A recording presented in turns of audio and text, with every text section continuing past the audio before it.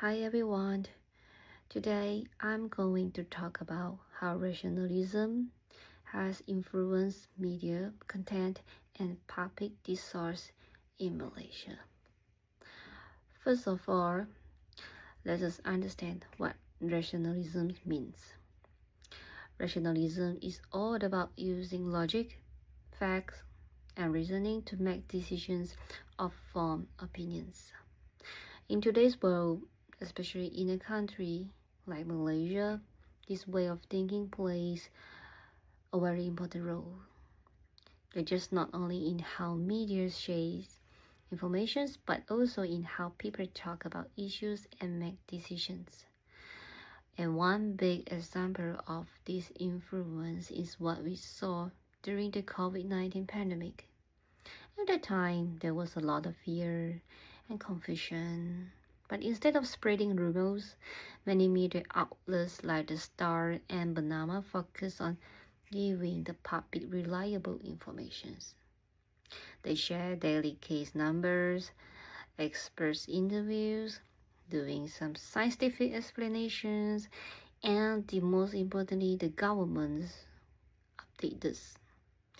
This is rationalism in actions, well, media based on evidence and facts, not just emotions or guesswork. Because of this, many Malaysians were able to make better decisions. It's like whether to get vaccinated, how to protect themselves, or when it's safe to travel. It shows that how rationalisms can help shape public behavior through trustworthy media content. Another example is the way environment issues and climate change are discussed in Malaysia. More and more media platforms and social media influencers are using the data research and some expert opinions to raise the public awareness.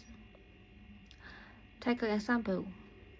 When there are discussions about flash floods or forest preservation, people don't just talk emotionally.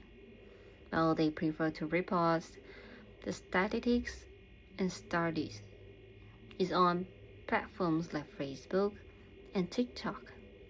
Now we can see many young Malaysians sharing verified sources to support their views. This is a sign that public discourse is becoming more rational.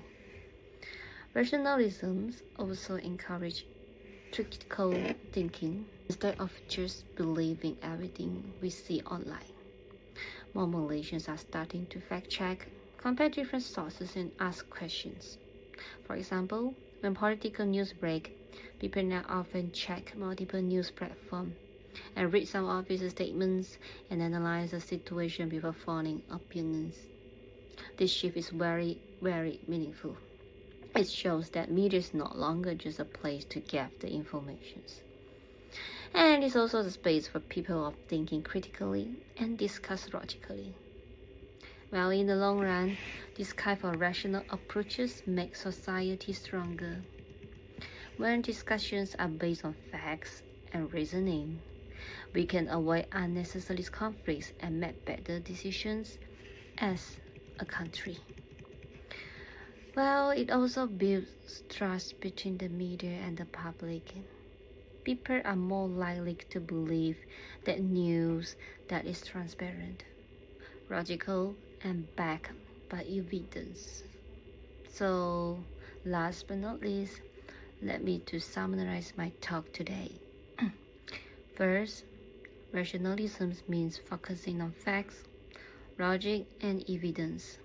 It influences how media in Malaysia reports important issues like COVID-19 and climate change. There will be the second summarization of my talk.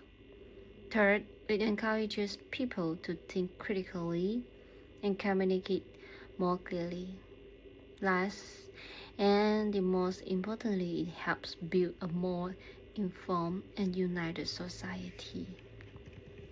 I believe that if we can continue to strengthen rationalism's media and public discussions, Malaysia can move toward a smarter, a more responsible, and more democratic future. Thank you for listening. Have a good day.